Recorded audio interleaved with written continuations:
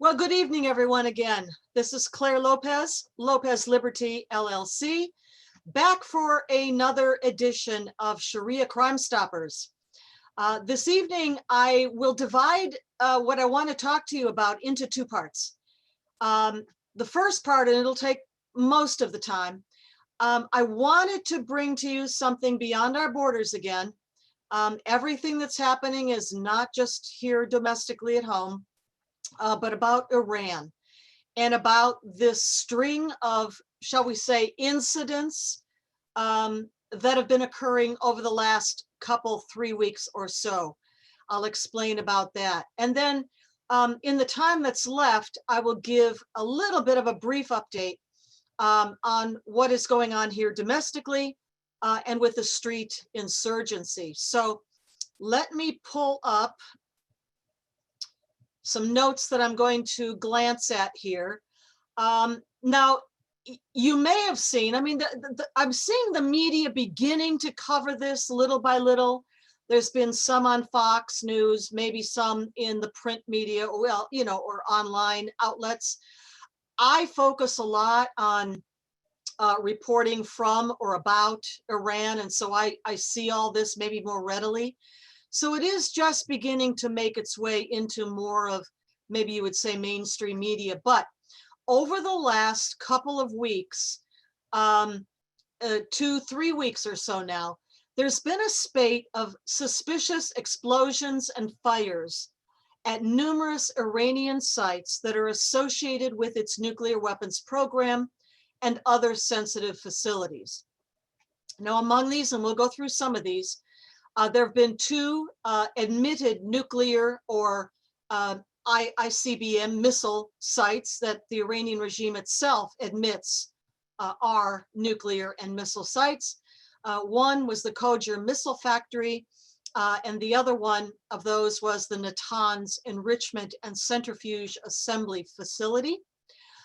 Two power plants in the cities of Shiraz and Ahvaz got hit.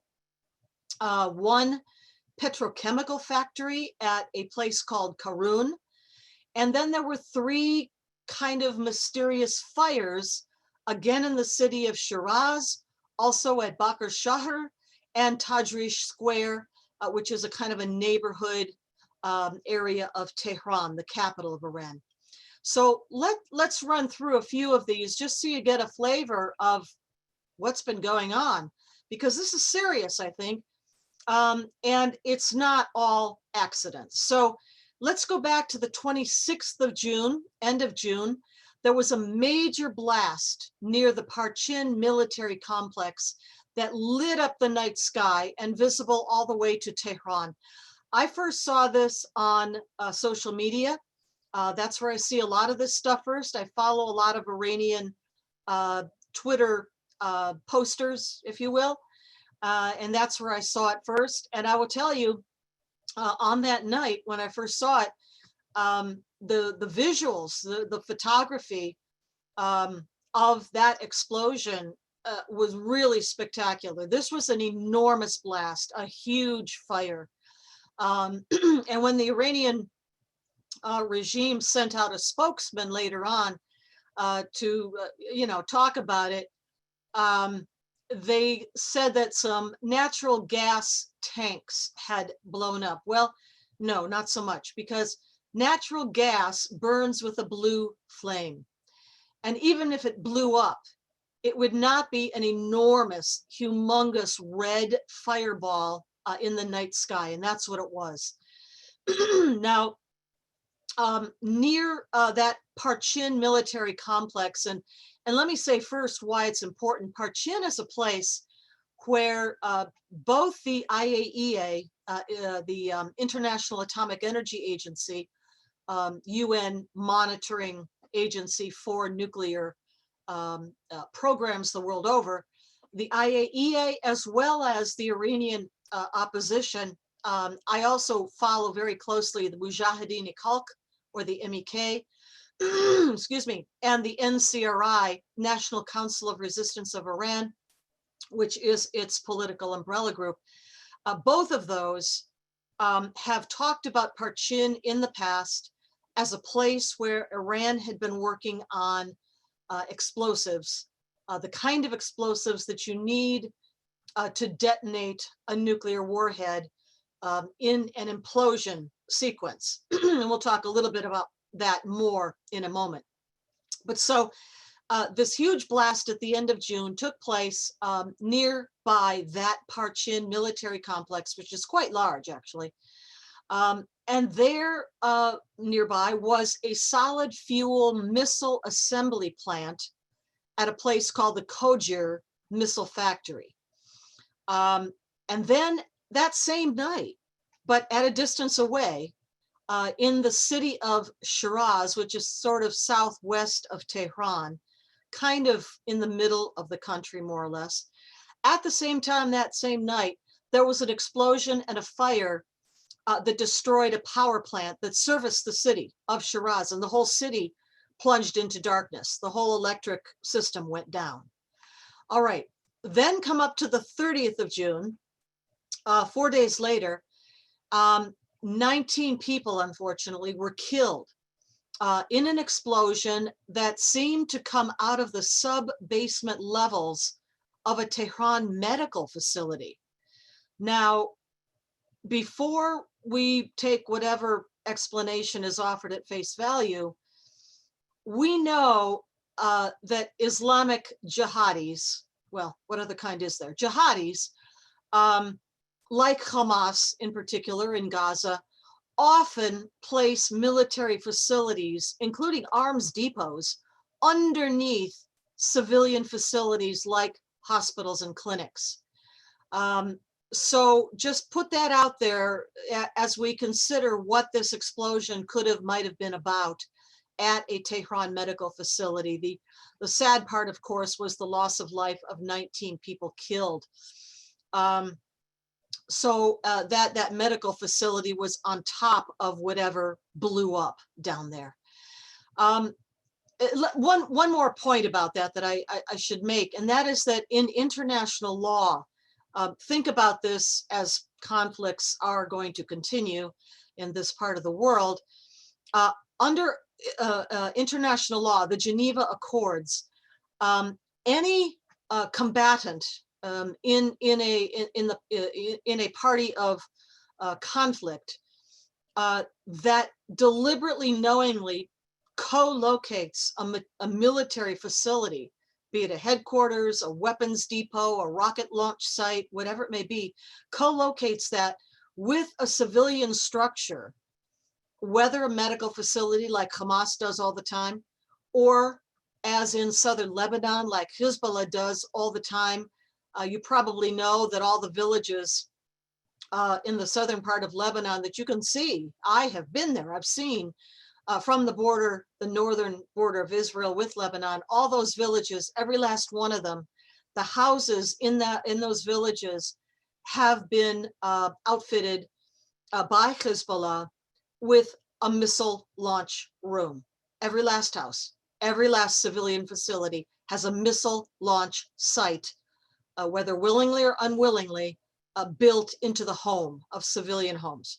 So what I'm saying is that according to the Geneva Accords, international treaty, that is a war crime. And it is a war crime on the part of the party to the conflict that co-locates civilian and military structures. So in other words, when Hamas fires rockets from a place that looks like it's supposed to be a clinic, and Israel strikes back, if there are civilian casualties, that's not Israel's fault, and they are not at fault under international law. That is Hamas's fault for co-locating. Same deal with Hezbollah. So just to make note of that, and to say that we really don't know exactly what happened at that Tehran military facility, but this by way of background, just for a little extra information, put things in context a bit. All right, then we come to the 2nd of July. So that would be 2 days before our 4th of July weekend. That would have been a Thursday. And the Natanz centrifuge assembly plant suffered a big explosion and a large fire that caused extensive damage. Now, this place, this assembly plant, was a place where the Iranians were assembling thousands of new centrifuges. Now, you probably know that centrifuges are those tall steel cylinders, and that inside of them are rotors run by motors, okay? Think of your washing machine, only much more slender and tall. And the rotors on the inside of these tall cylinders are what spin up the uranium hexafluoride gas, which is the precursor to developing enriched uranium. Well, it's a precursor of it. Before that, you have other things like green salt, uranium tetrafluoride, and etc. But it is the uranium hexafluoride gas that gets fed into those cylindrical centrifuges. It gets spun around inside, and then the enriched uranium falls to the bottom of the tube. And then those tubes are connected in what they call cascades. Several dozen will be connected together. And the uranium that's enriched in one tube falls to the bottom and then flows in this cascade to the next and the next and the next, in turn, cylinder, to be spun and spun some more, so that at the end of the entire process, that's when you get a usable amount of enriched uranium, which can be milled into those hemispheres that two put together make a sphere for a nuclear bomb. So that is the place at Natanz where these things were being put together. Now, in use already at Natanz, which has two great big underground halls, as they call them, Hall A and Hall B. There are already many thousands of centrifuges already spinning away in those two, and the IAEA knows about them and inspects them on a, I guess, fairly regular basis. But they're early models. They're older, they're slower than the new, faster, better ones that Iran has been developing and was assembling at this plant that got blown up. That's where we're going with this. Let me show you a quick picture here. I have just a couple of slides that maybe we'll put some of this into visual for you. Let's see here. Okay, I'm hoping people can see this. I think so. If you hit the green button for share, there you go. All right, now it's up. Okay, so this map, this first page shows only 4 of the recent incidents, explosions, fires that I'm going to talk about tonight. So it's somewhat dated already, but this map shows you at least an idea of the map of Iran. You know, its location there in the Middle East. Iraq is over here to the west, of course, the Persian Gulf down here. And you can see at least some of these incidents that I've been talking about on this slide. Now, I was telling you about the Natanz Centrifuge Assembly Hall. This is commercial satellite footage, which is available online. Anybody can look at this. Takes a couple days maybe to get it up after something happens and to be online and available. But here it is. And this is what the Natanz Centrifuge Assembly Hall, this building in the middle here, looked like after the explosion and the fire. You can see the building is pretty well destroyed, particularly in this corner or this quadrant maybe, but it's done for. That hall, that assembly hall cannot be salvaged. And then finally, let me show you an outdoor photograph of the same building. And again, we're looking at it from that corner that was the worst here. We're looking at it now outside, and you can see that it's very badly damaged and cannot be restored. So, all right, let me back out of that and come back to just us. All right, so that is Natanz. And that particular facility was inaugurated in 2018. So it's only been there for about 2 years. But it was absolutely critical for Iran, as far as we know, to its mass production of the most advanced centrifuges. So remember, I told you that they've got the older ones that are already in use, right? And they are called IR-1, Iran-1. Well, the ones they were putting together inside of this hall were IR-4s. Now, IR-4s would be a couple of generations on, meaning faster, better, more modern, all wiped out, gone. And then there was additional damage at that site, and the damage was to an annex to that building that you saw, where they assembled electrical components of the centrifuges. Remember, I said the rotors on the inside of the tubes have to spin. Well, their motors make them spin. And this other building next door is where they were developing the motors, building the motors. Well, that was wrecked too. That's destroyed too.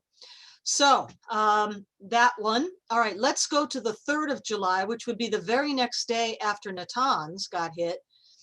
And an enormous fire erupted in the northwest part of the city of Shiraz. Remember, we said this was a city to the southwest a little bit of Tehran. The exact location or site of that fire is not exactly known, but it was in the northwest neighborhood part of Shiraz. The same night, that is the 3rd of July, another large fire destroyed an unknown facility in a town, well, actually more like a suburb maybe, or a neighborhood of Tehran called Salmas. All right, next day, this is our 4th of July now. This would have been Saturday, the 4th of July. A transformer exploded at the Shahid Medhaz Zargan power plant in Ahvaz province. Now, remember that map I showed you, and I showed you how Iran borders on the Persian Gulf, and to the north and the west is Iraq, right? Well, down there along that southern coastline with the Persian Gulf is the province called Khuzestan. And they're not Shiites who live there, they're Arabs, more like Arabs of Iraq, let's say, or other Middle East countries. They're not Shiites, they're Arabs in Khuzestan province, and the big city in Khuzestan is called Ahvaz. Well, in Ahvaz is where this power plant was that blew up. I might mention, by the by, Ahvaz and an IRGC base, military base, Islamic Revolutionary Guard Corps base, situated very close to it, is the place where last September, you might remember this, missiles and drones were launched to attack Saudi Arabian oil fields and oil facilities. Might remember that. It was from this place, this same place, an IRGC military base in Ahvaz or very close to Ahvaz. So in other words, this place has been in the news before, but on the 4th of July, a transformer exploded at a power plant there. 4th of July, again, same time approximately. This is happening at night. Now notice that it's happening at night, which I think keeps down the casualties, and maybe that's deliberate. But unfortunately, in this particular case, as many as 6 dozen people were injured by a chlorine gas leak at a place called Karun Petrochemical Company, located to the south of Ahvaz, that city in Khuzestan province. All right, go 2 days later now, overnight between the 6th and the 7th of July, 2 people were killed and 3 were injured in another explosion. This one took place at the Sepahan Bresh factory, located to the south of Tehran. And it's kind of the same area, again, kind of a suburb of Tehran. The general area where in early 2016, an Israeli operation, you'll remember this, seized the nuclear archives of Iran that had been stored in a kind of a warehouse there. that was sort of in this same neighborhood. And they got out of Iran. The Israeli operatives got out of Iran with thousands and thousands of pages of documents, hard drives, I guess thumb drives, whatever. Just tons, literally tons of material that documented Iran's nuclear weapons program. Yes, they have had a nuclear weapons program since 1988, which is the year towards the end of the horrific Iran-Iraq war. You might remember when Ayatollah Khomeini, still alive at that point, 1988, turned to his IRGC and basically said, we can never be in this position again when we do not even know if we can win or survive this war. Get the bomb. And that was the beginning of this regime's quest for a deliverable nuclear weapon, 1988. Well, they went to the Pakistanis, to the father, as they called him, the father of the Pakistani bomb, A.Q. Khan. You'll remember all of this, I'm sure. And the rest is history. Well, that's the area where these documents were seized in 2016, made public by Prime Minister Benjamin Netanyahu about a year later, after a lot of them had been translated and they knew what was in them. And also 2017, after Donald Trump had won the presidency. I think that's probably part of the reason they waited to disclose this. Donald Trump won the presidency, and he was now president after January the 20th of 2017. And anyway, all that to say that this new explosion, unfortunately, that killed 2 and injured 3, took place in the same neighborhood as all of that went down. Don't know if anything is connected there or not, but there we go. All right, then to the 10th of July. Now that's just a few days ago. And that's as far updated as I have. Again, in the early hours of the overnight, or early hours of the morning, on the 10th of July, there was an explosion in Western Tehran. Possibly, and again, this is not completely certain, but the 2 underground facilities associated with chemical weapons research. Yes, Iran has a very advanced chemical weapons and a very advanced and horrible biological weapons program in which they collaborate not only with Russia, with Damascus, with North Korea, and oh yes, with China. So this was a CW research facility and maybe another military production site. 2 facilities, 2 underground facilities, explosion, 10th of July, Western Tehran. Okay, that is as far as I have to date, but I don't think that this series of attacks, and I do think they're attacks, I don't think that that's over with yet. A little bit of analysis here to wrap up this portion.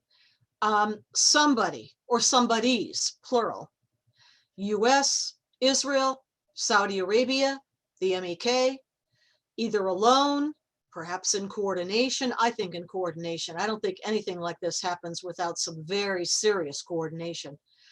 But they're hitting Iranian industrial, military, and nuclear sites, including military sites belonging to the IRGC, repeatedly, in succession, every couple, 3 days, seemingly at will.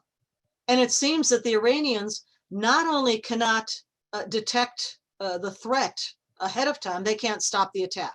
They can't prevent the attacks, which is great. So of course, there's a lot of speculation going on. There is speculation that the Israelis, at least in some of the incidents, may have been using cyber warfare to conduct cyber attacks against some facilities. I also do think that there is serious coordination from the internal Iranian dissident movement, probably the MEK. They're the largest, the best organized of all of them. They have an extensive intelligence and operational network inside of Iran's nuclear weapons program, and the others too, ballistic missiles, chemical, and bio. The MEK has all of that massively penetrated. And I really think nobody's going to, admit this or announce this out loud, but I think the Mossad, the Israeli intelligence service has probably been working with the MEK for many, many years. My assessment. So that's speculation. We don't know for sure. And, you know, in a way, you know, whoever's doing this, it may be better left unsaid, right?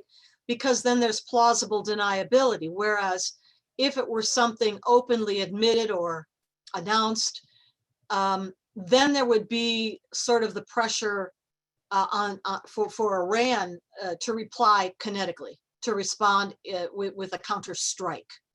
And this way, it's kind of nebulous, and the pressure is not so much on Iran to ramp things up, you know, in a kinetic way, and that's probably better. But still, as the attacks are degrading the Iranian nuclear weapons program and other military facilities, this is a very good thing.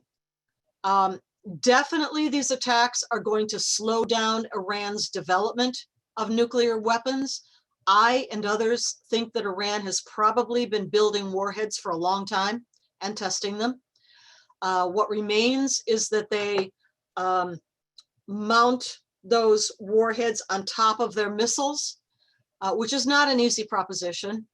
It's another level of you know, technological difficulty.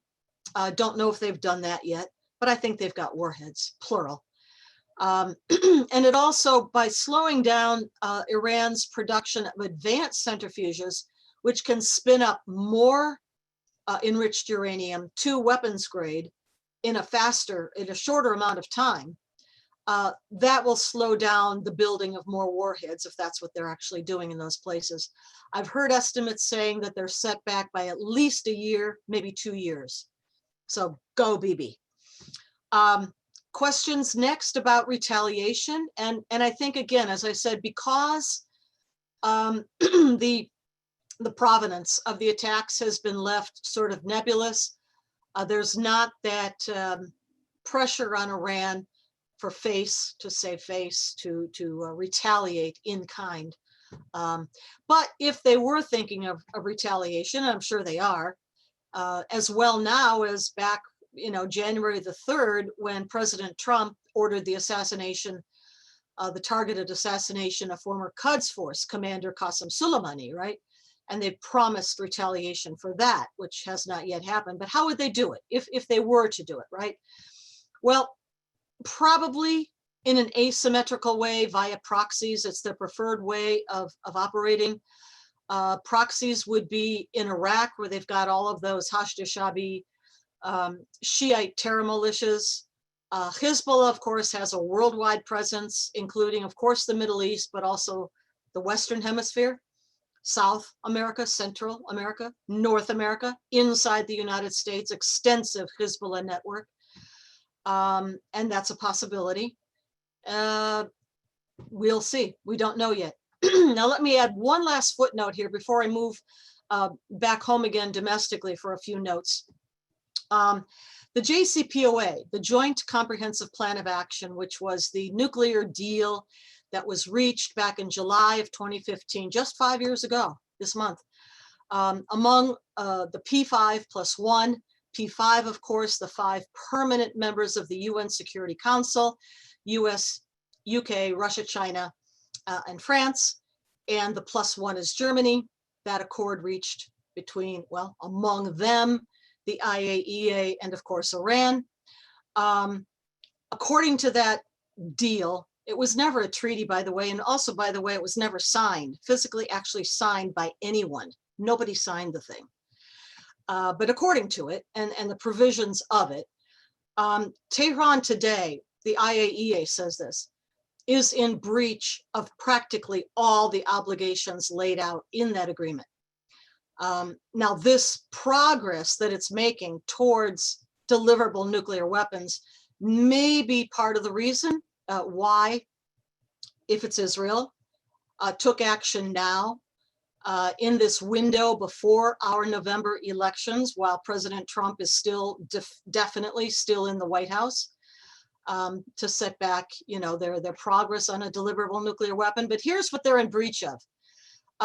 They have overproduced. Their fissile material stockpile is way beyond limits.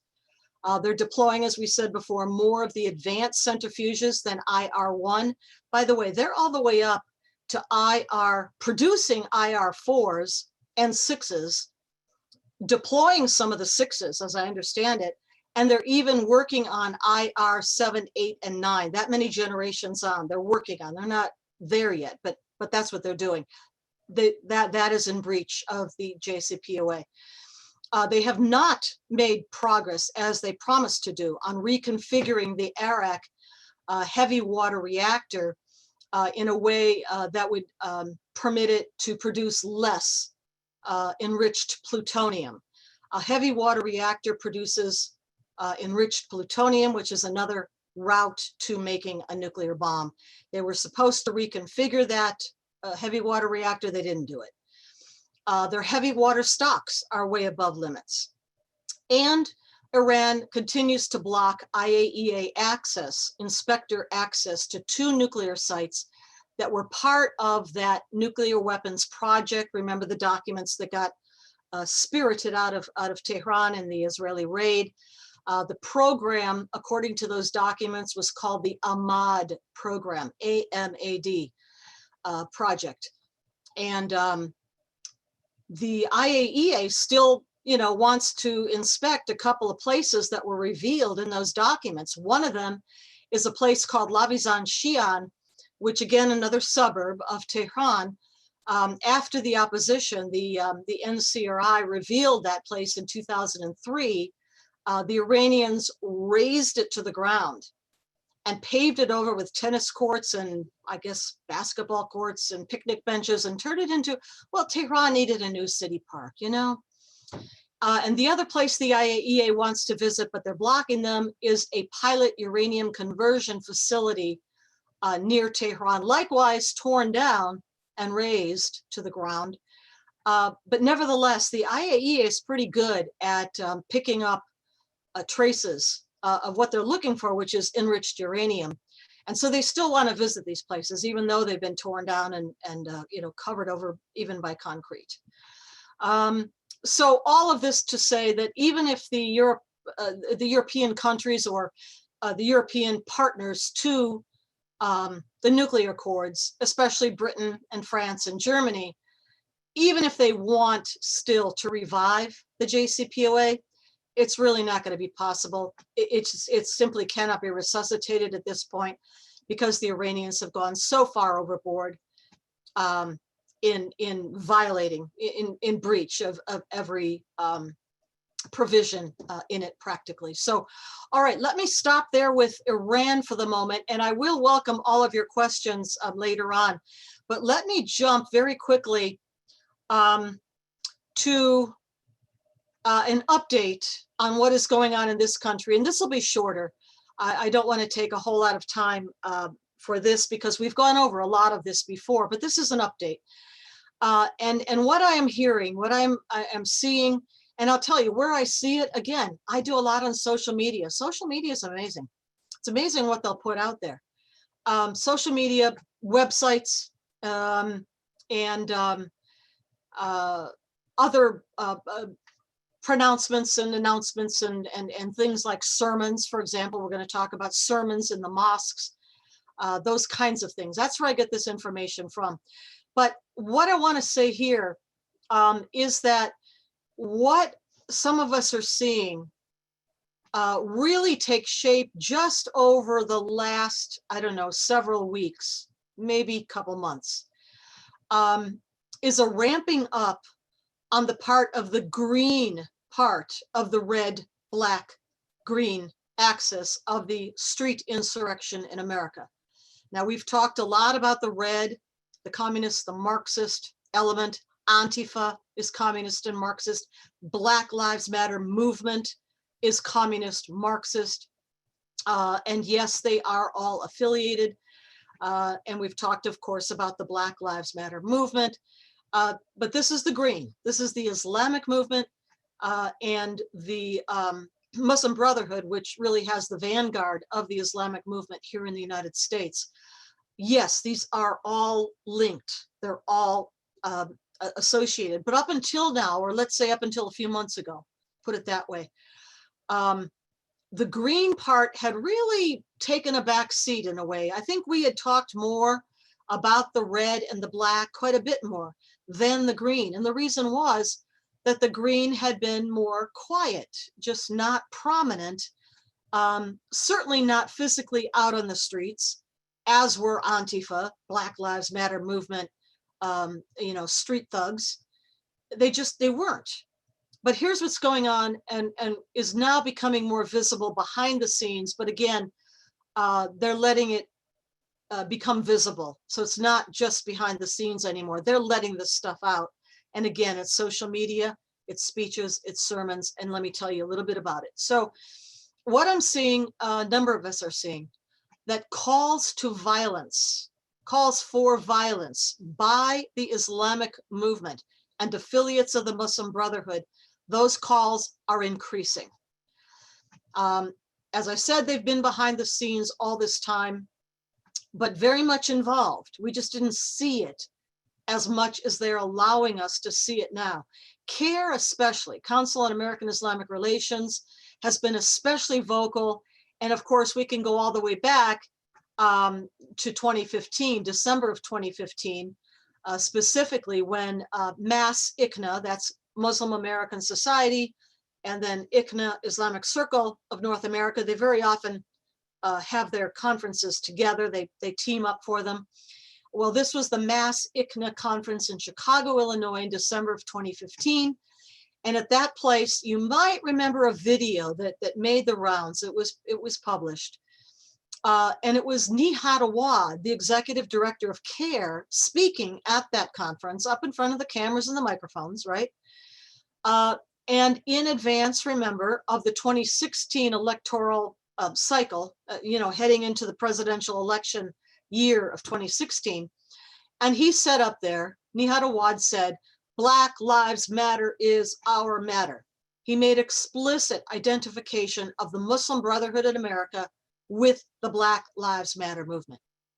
Now at that same conference, it was an African-American woman convert to Islam named Khalila Sabra, associated with MAS, Muslim American Society, who got up there, and likewise, before the cameras and the microphones, we've got this video too, she openly called for revolution. You might remember seeing this, and she says, if we could have that revolution around the world, why can't we do that here in America? And she was referring, of course, back to the Islamic uprising of late 2010 into 2011, when North Africa blew up and Ben Ali of Tunisia and Muammar Gaddafi of Libya and Hosni Mubarak of Egypt all got overthrown in the Islamic uprising. Well, she was referring to that. That's what she was talking about, a very violent uprising by Al-Qaeda and the Muslim Brotherhood. That's what that was. It was an Islamic uprising. She's referring to that at this conference in December 2015 in Chicago, Illinois, and she's calling for that kind of revolution in America. Okay, that's 5 years ago. Let's fast forward. Just this past December, late December 2019, again, the MAS ICNA conference, and there, senior Muslim Brotherhood members were discussing narratives about they were attacking local police for alleged, quote, brutality and racial injustice. And they issued calls at that conference, December 2019, that US police officers not be sent ever to Israel for training, as yes, some of them are, for how to manage terrorism and street violence. And they called already in December of 2019. They were using the memes, the narratives, the vocabulary of brutality, racial injustice. Don't send police officers to Israel for training. It's much more prominent now out in the open, those kinds of calls. All right, let's come forward to March of 2020, just a few months ago. And this comes to us courtesy of the MEMRI organization, Middle East Media Research Institute, Middle East Media Research Institute. And they do invaluable service, translation of speeches and sermons and such, and then they publish them. Well, that's where this comes from. And a Chicago imam in March of this year called upon Muslims to arm themselves, told the Muslims it was an online sermon, told Muslims, go out and get weapons because you never know about your Trump supporting neighbors who probably don't like you very much. That's what he told his audience in March of 2020. Now, in June, late June, now that's not very long ago, just a few weeks ago, this is overseas. This comes to us again from memory, and it's Al-Qaeda. And this is really notable, I think. This really bears paying attention to. Al-Qaeda issued a statement calling on American Muslims to revolt against unjust rulers. Where have we heard that exact same phrase before? Revolt against unjust rulers. That is the call issued by the Muslim Brotherhood Secretary General in Egypt back in 2010. The exact same words, revolt against unjust rulers, that launched the Islamic uprising across North Africa and the Middle East in 2010, 2011. Steve Coughlin, our good friend and colleague, called it. He heard that at that time. And he said, he warned the US government, nobody ever pays attention to anything we say, but he tried, he warned them. The Middle East is going to blow up, okay? Now, Al-Qaeda, 29th of June, has just issued that very same call again. Revolt American Muslims and Western Muslims against unjust rulers. That is another reason we think this is going to blow up in a much more violent way with Islamic participation now, more so than we've been seeing before. All right, let's just, I guess I'll conclude it here and tell you that a lot of social media accounts then, I'll wrap up with this.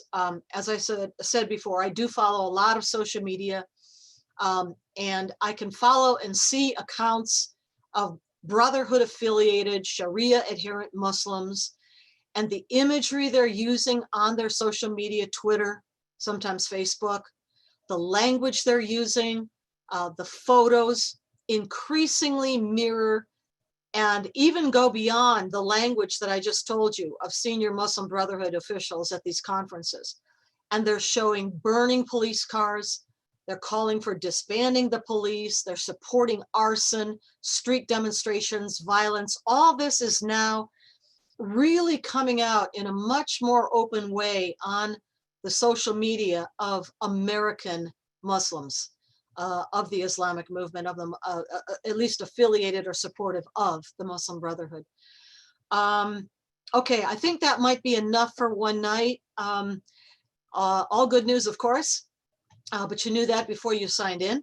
So let me conclude there and ask if there are any questions you might have for tonight. All right.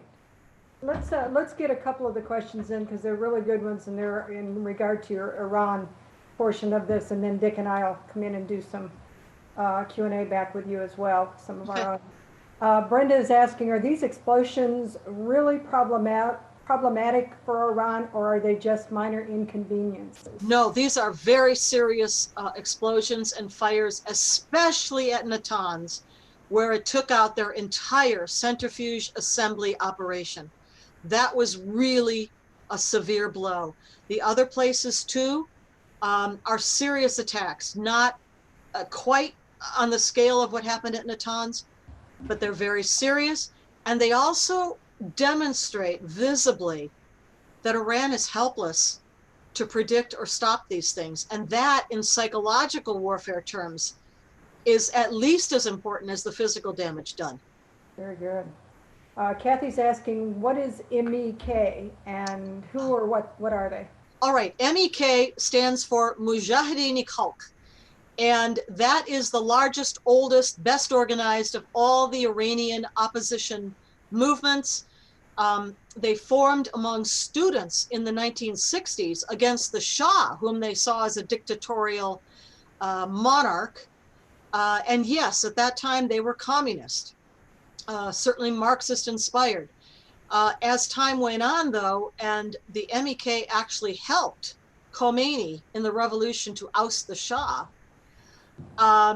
they very quickly found that they had made a huge mistake, because what Khomeini did is basically formed the IRGC right off the bat after the revolution of 1979 and turned its guns literally on the groups, the very people that had helped get him into power.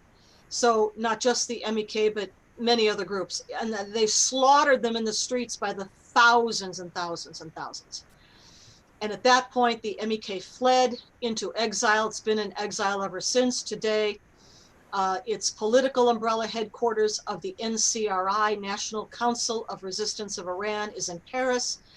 And the MEK headquarters, they had to flee the Middle East completely. It's now in, of all places, Albania, outside of Tirana, the capital of Albania. They have representation all over the world, certainly all over Europe and in the United States. And I will tell you that I am a supporter. I've been working with them for 15 years. And the objective is to change the regime in Tehran to something that is democratic, representative of the people, no more support for terror, no more WMD of any kind. There is a set of 10 points that you can find at the website of the NCRI, and Madame Rajavi, Mariam Rajavi, who is the president-elect of the NCRI, her 10 points are these things I was just telling you. So in brief, that's who the MEK is and the NCRI to which it belongs. Okay, some people are asking, what's the website, NCRI? Is there Hang on a second and I'll tell you exactly. .org or com maybe, or? Hang on, let's see, here we go. Okay, so it's www.ncr-iran.org, and then you'll want to click on the English language part of that, not Farsi. Good. Okay. Somebody asked about the picture that you showed of the facility that was damaged. Yeah. And the extensive damage that was given to that building that you showed, but aren't all of the working parts deep underground? No, as I said, Natanz has two great big halls called A and B, and they are underground, under many, many layers of dirt and cement and reinforced. And those are the places where the centrifuges that are already set up into cascades work to enrich uranium in those two halls. This building was obviously above ground, and it's the place where they were building and assembling new centrifuges, the newer models, the faster, better ones. It was wiped out. The whole thing is kaput. Mm-hmm. And that is why observers think that it will take at least a year to 2 years, if they're around that long. Hopefully they won't be, to reestablish that capability. Does the MEK have a comparable size of people to be able to do the work they need to do to fight against Iran? Or, I mean... Well, I mean, obviously they don't have any kind of an army or military or anything like that. What they do have are a lot of supporters inside of Iran. And as I've said, these networks are invaluable. The intelligence networks inside of Iran, inside of Iran's nuclear weapons, all of their WMD, ballistic missile programs, and elsewhere. I think this is the partner opposition inside of Iran that works with the Mossad. Okay, that's just me saying that. Other people do say that also. It's my opinion. But on the outside, I mean, hundreds of thousands of Iranians have fled the mullah's regime over the years. Many are here in the United States. And by the way, as a matter of fact, this coming Friday, the 17th of July, the NCRI, and you'll find this at that website, will be holding a big online rally for the day, well, the morning, I think more the morning of Friday, July 17. Typically every year that rally is held in person in Paris or outside of Paris in an enormous hangar-like warehouse. I've been there many times for the rally, and they will bring together on a typical year upwards of 100,000 people, not just Iranians, but other supporters that would like to see, you know, Iran have a better future and its people have a better future. Go ahead, Dick. Well, I don't know that we've ever heard of that detail and explanation. It would be like if America was at war and we were getting a newscast about battles and our people being involved. So that was brilliant. Thank you, Claire. That's very, very special and reflects the fact that you are connected, continuing to be connected with people there and expatriates of that country that talk to you or that publish. Anyway, the curiosity here is, maybe I missed it. Has the American government commented on these attacks in Iran? Is there any? You know, I don't know that I've seen any senior member of the U.S. government comment. I may have missed it. It's possible they have. I have seen former military members, like retired General Jack Keane, for example, comment on this. And he says much the same that I have said to you about the damage done, the importance of that, the likelihood or at least speculation that that Israel is involved. So commentators like that, but I can't say if I've seen currently serving members of the administration comment on it. I could have missed it. That would lead to what you were saying, that they're, you know, they certainly have an understanding of it, but the silence or the non-comment would make it sound like this is an ongoing operation. Mm-hmm. I remember America was able to pinpoint this one General Soleimani, and take him out. And so theoretically, you know, there was whatever cooperation was required. I think it's really interesting, and the notion you've given us a sequence, and we will be looking for more activity. Most people really were not following that at all. The other question is, where are Iran's allies? Does anybody, I mean, Pakistan or Russia or China or somebody care? Does anybody care other than Iran? Not specifically about these things. Now, yes, Iran does have allies. For example, in particular, at the United Nations in the Security Council, Russia and China very often will vote on its side, things like that. We know that there's close cooperation, certainly between Iran and China on biological weapons, certainly between Iran and North Korea on both biological weapons and ballistic missile technology, and probably nuclear warhead technology too. So these things have happened over the years, and those connections remain. The regime of Bashar al-Assad in Damascus has a center. Well, it's a network of connected centers in what used to be called Syria. And you might remember that President Trump ordered attacks in, I think it was late 2017, against some of those facilities called the Syrian Scientific Research Institute. I think that's what it's called. And it's the place where Russians, Iranians, North Koreans, Chinese, and probably Hezbollah work together on chemical and biological weapons. And so at that level, that's ongoing. But in terms of, you know, riding to the rescue or you know, chiming in to speculate or, you know, there's not so much. I mean, it's more like you're on your own, buddy. This is well, I mean, yeah, I think that's interesting, even in terms of moral support. Apparently that's not necessarily happening. There have been some statements, for example, by Hassan Nasrallah, the Secretary General of Hezbollah. But he's on the payroll, probably. So, Kind of, yeah. so Yeah, let's just talk about Iran a little bit. By the way, it's so good for you to come and talk to us about these things we don't see. So Iran was decimated by COVID. yes, And part of still that was is. because of their connection to China. So Yeah, they've been weakened, from what we've heard, largely in the leadership category.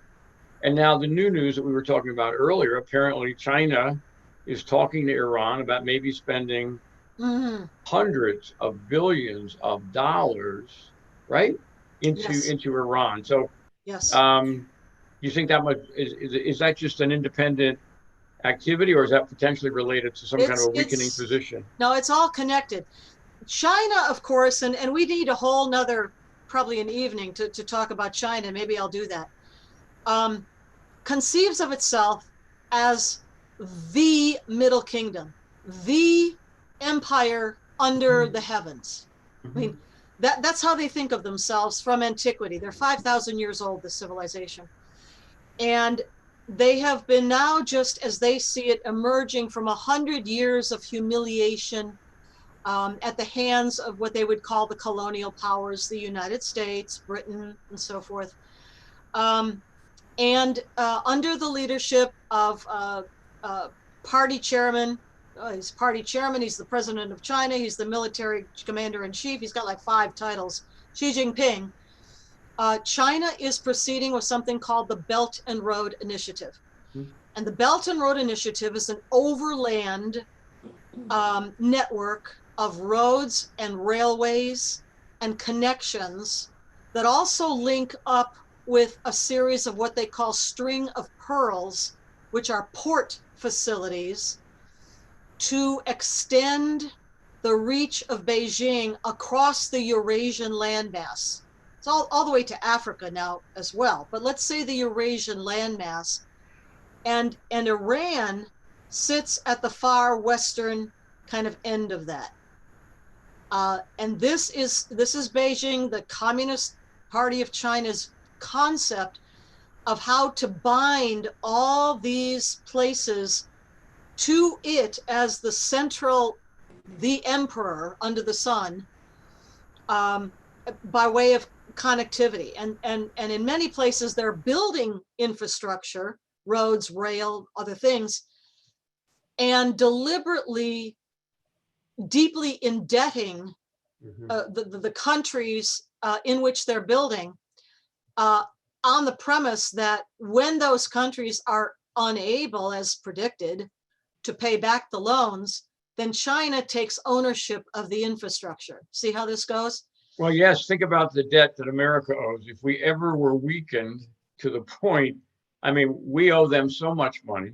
They would rather have our resources than our money. I think our money is probably something they're going to try to deflate. So I just, the point of thinking about this is we've got China at that level. We also have China behind Black Lives Matter. We have China behind Liberation Road and Freedom Road in America, delving into elections in Virginia and Florida and the presidential election. I mean, it's really massive. You have money being sent into Black Lives Matter, which goes into Democratic campaigns, and you have China's fingerprints all over this, right? So, I mean, it's fascinating that they would be involved in the Iran story as well. Well, not only there, but take a caution note from this as well. There are discussions going on between Israel and China. Whoops. Yes, about technology, about a port you might have heard about in Haifa, where we've been, Mary and we, and our trips over there. The Haifa port may be now off the table, but there are talks going on, because Israel and the Israeli population up until now just have not seen China as an adversary. Yes, so we're talking with Israel. So who would our allies vis-a-vis China? Does India see China as a threat? Is that a potential Oh my goodness, connection? yes, absolutely. You probably have seen in recent weeks that the Chinese up in disputed border territory along the Himalayas. Remember this story?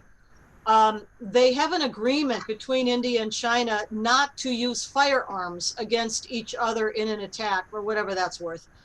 But on this occasion, a few weeks ago, a horde of Chinese crossed the border and attacked Indian troops on the Indian side of the border with clubs and rocks and beat them to death, 20 of them beaten to death. Yes, the Chinese suffered casualties too, but very much this goes on. India absolutely sees China as an adversary and a threat, certainly up there along its northern Himalayan border. And another reason I think why the Prime Minister of India, Narendra Modi, has developed such a good working relationship with our President Donald Trump. It makes sense. India is the single largest representative democracy parliamentary system on the face of the earth. I think it's like 2 billion people. So immensely important and democratic, Western looking. So yeah. You also made a comment that people may be doing things because it's the last 3 or 4 months of the Trump first term. So, I mean, just speculating on that a little bit, there are China, Iran certainly do not want Trump to continue. I guess my curiosity, it sounds like there's a potential for the green, we get excited about the autonomous zone in Seattle. Of course, we've said this before, there are mosques that are really autonomous zones all over the country. And we could call them that. They're certainly not infiltrated by the police, as we know, certainly not by police, occasionally by civilians. But I think that's interesting. So is the notion there could be additional layer of violence in America over the next 4 months? Some of that could come out of the Sharia compliant mosques. Yes. And that I think John Guandolo has probably made the mention, I thought I heard it, the word assassination. In other words, a level of violence that is more than just a bunch of college kids burning cars. Serious violence. Hope it doesn't happen. Hope we're wrong. But this is what we're seeing from the pronouncements, those memory translated sermons and speeches and things. And let me mention this. You know, we're talking about autonomous zones, right? Well, how did we get here?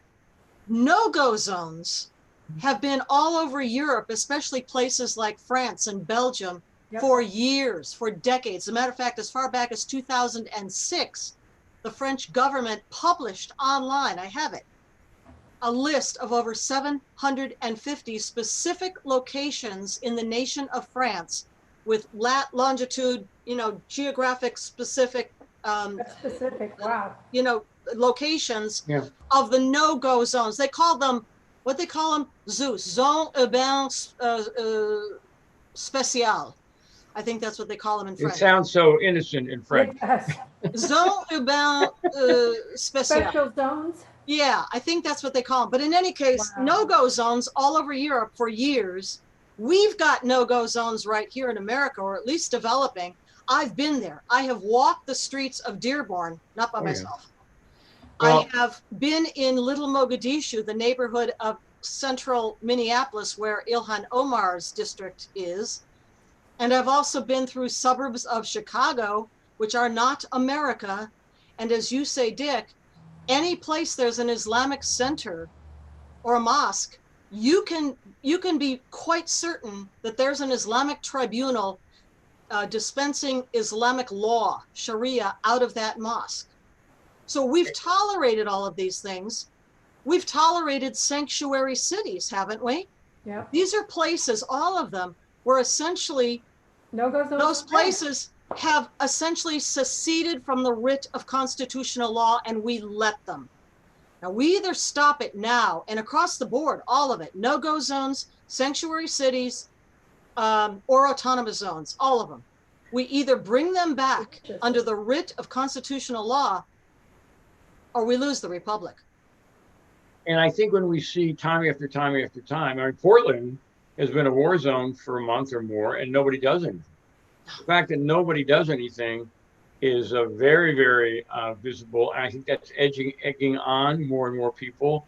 I would expect, by the way, these autonomous zones called mosques, not only do they have their own tribunals, but they talk about violence multiple times a day. Yes. They talk about violence against Jews, etc.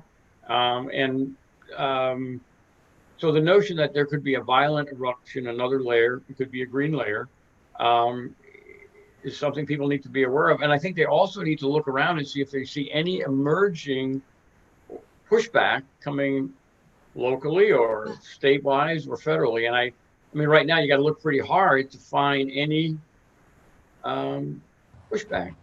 Yeah, no, I know. And here's where John Guandolo has been so right for so long about the fact that when this happens, I mean, any of this we're talking about, it's at somebody's local community level.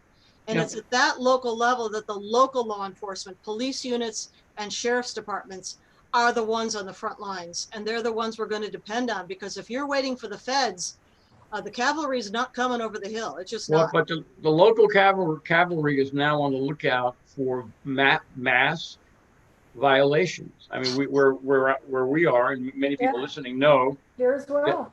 that there are people all over who are professional, qualified, brave human beings who put a gun on every day, but their job now is more oriented towards social work, including, you know, health prevention. They're basically health officers, and that's the kind of thing they're being invited to do, and they're being very, very discouraged to take. Well, I mean, they're being trained that the problem are white supremacists. So this is not going in the right direction. I think that's fair to say, and we'll see what happens. Yeah, hundreds are retiring, requesting retirement. Yes. Across the country. For PTSD benefits now. Well, you can understand it. You Oh, know? absolutely. I mean, sure. what they're going through without any support from their own local city councils, mayors, governors. Right. This is the disintegration of the republic if we don't fix this. Well, like you and I talked about a few minutes before we started. Part of the goals. Yeah. Oh, let me hold up the other book that I was showing you then too. Yeah. Yeah. Well, I've got my Naked Communist here too. Yeah, of course, I've got my Naked Communist tab like yours. Yeah. But I want to show you this book. I've been doing a lot of reading lately. This book I have that one too. is a 1966 book written by W. Cleon Skousen, the same guy, former FBI agent who wrote The Naked Communist. But this one is called The Communist Attack on U.S. Police. I swear to God, this thing could have been written yesterday. And if you read it without knowing that it was published in 1966, you would not know that. You would think it came off the presses a month ago in June. But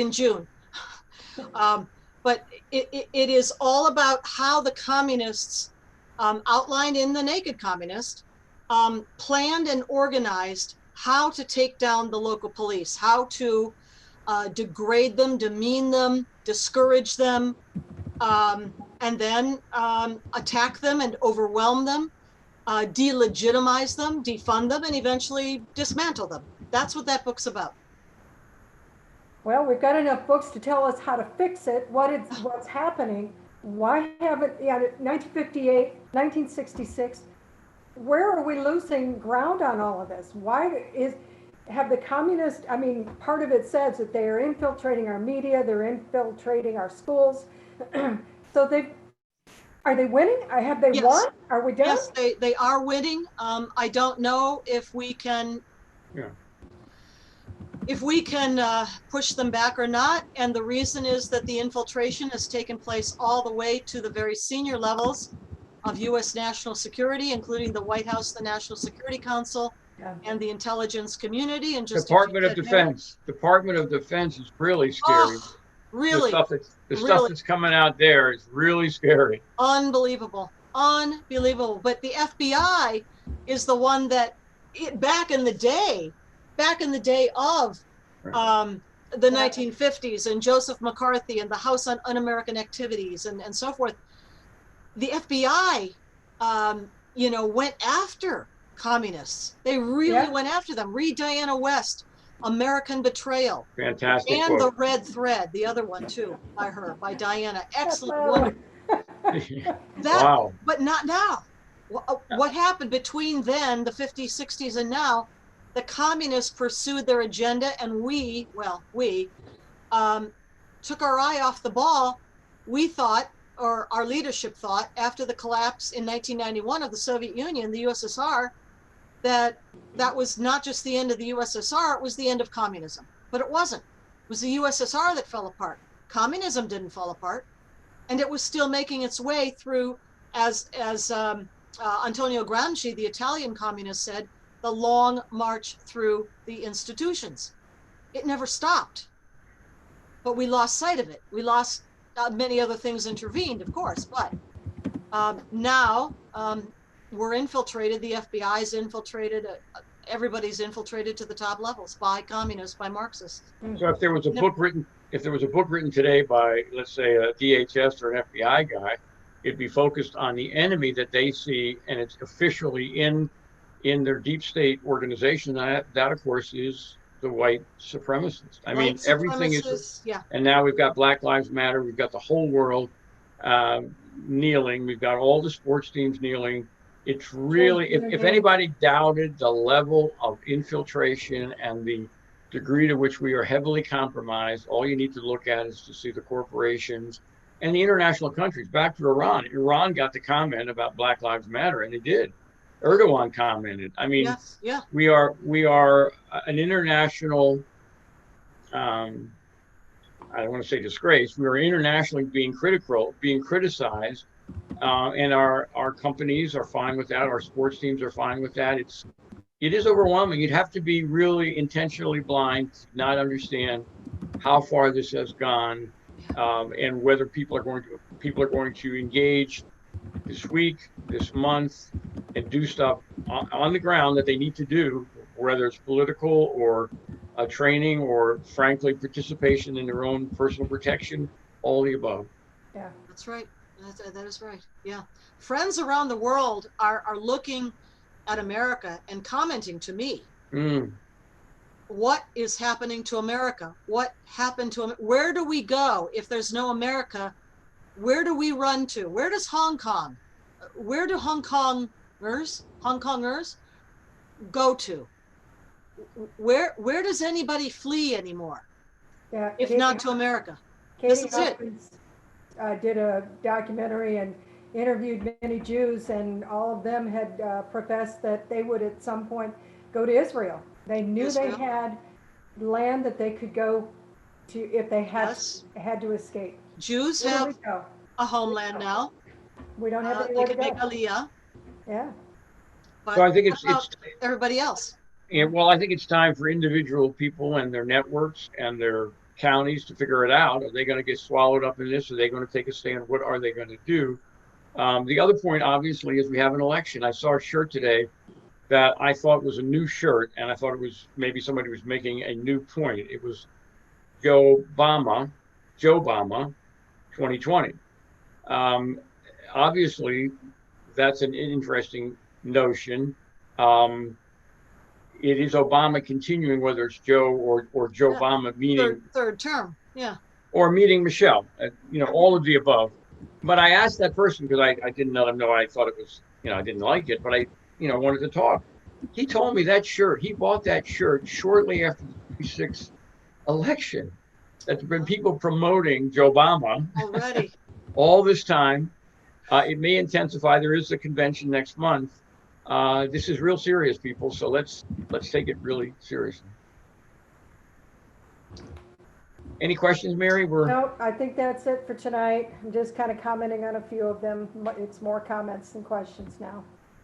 Claire, I'm going to challenge you to come up with some uplifting, or I don't want you to be overly optimistic. What can we leave our people with in terms of actions and things that might work or things that they might pursue? It's July. What should they do? Pay attention to your local elections. I cannot emphasize how important it is to pay attention who is running, for example, for your local library board. Because why? Libraries. What are they doing in the libraries? Little story hours with great big old hairy, well, whatever they are. Men in dress. For 3 and 4 year olds. Pay attention to your local school board elections. Because why?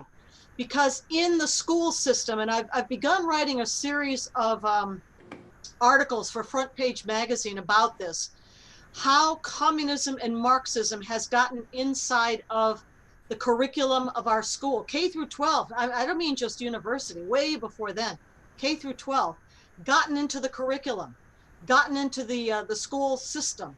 How Black Lives Matter movement has a curriculum, has an organization, a national organization called Black Lives Matter at School. You can look this up, Black Lives Matter at School. And they have an entire curriculum. It's already written out. It's already teachers' lesson plans, books, everything. It's already done. It's done.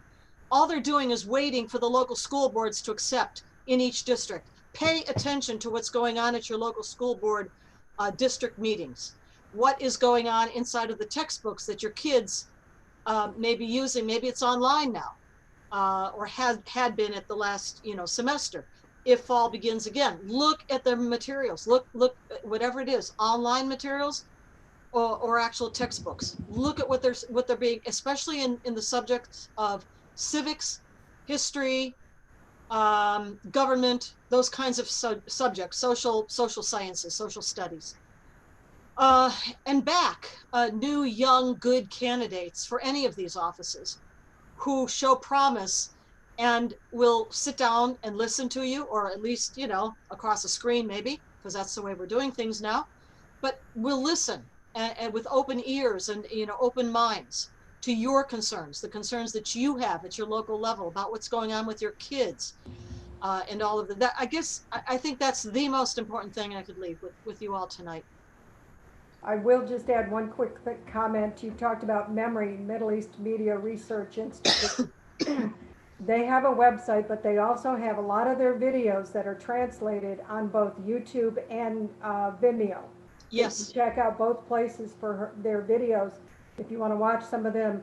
I've actually got it sorted by imams in the United States, what their sermons are, to be able to see where they're at. So when you mention Chicago, they've got them all over the United States, imams, and some of it's in English, most of it's in English on a U.S. imam, but some of them actually are other coming in with Arabic and everything else. So it's those are important videos for us to watch.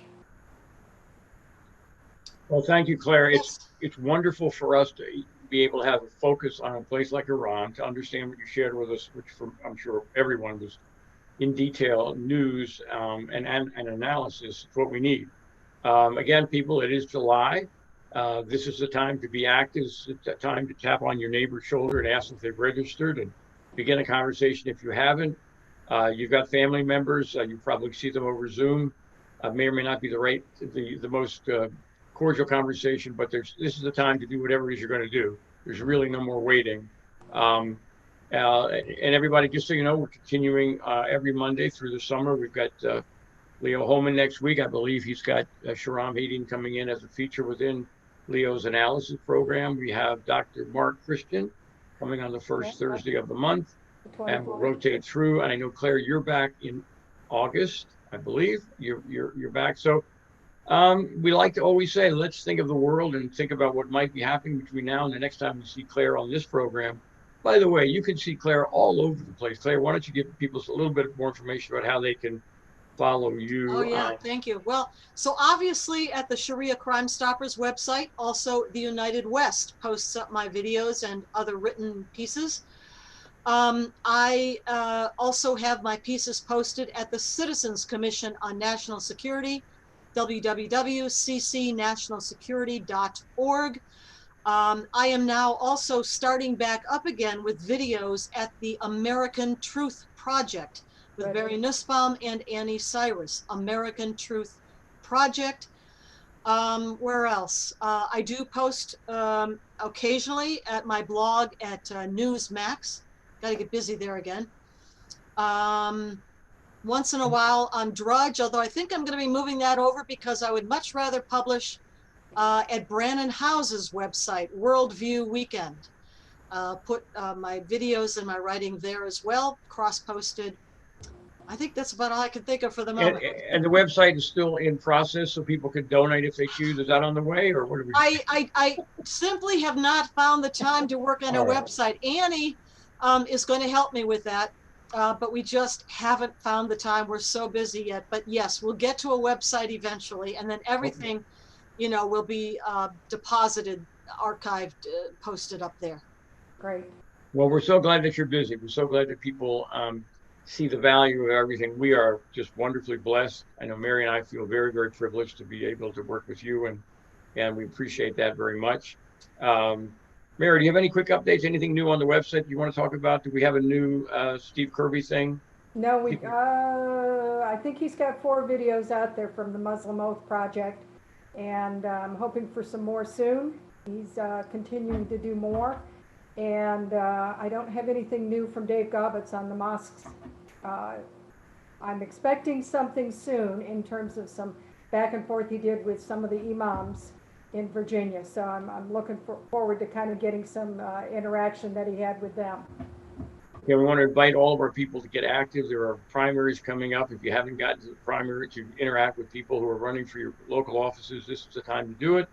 And again, thank you for being with us tonight. Thank you, Claire and Mary. We'll see you all next week. Thank you very much. Good night. Excellent work. Thank you. Thank you. Good night, everybody. Good night.